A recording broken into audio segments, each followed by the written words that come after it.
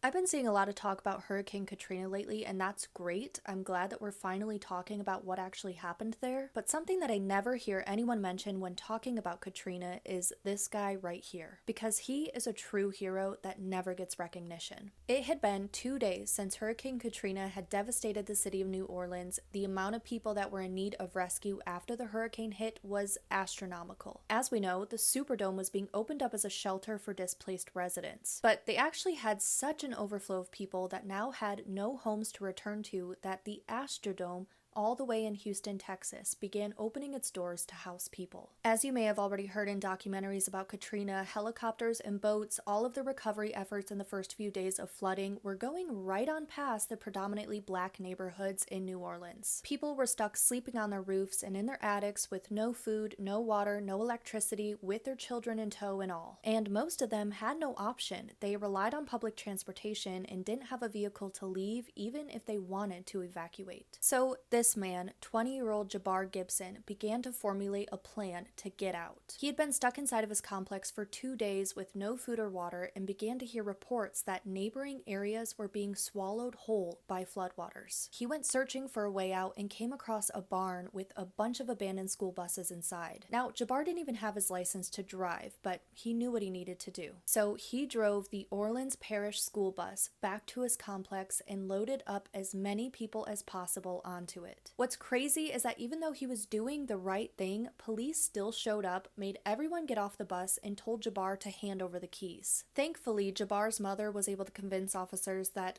now is not the right time. Don't you guys have better things to be doing? And from there, Jabbar transported 70 people 13 hours to the Houston Astrodome, and his bus was the first to arrive.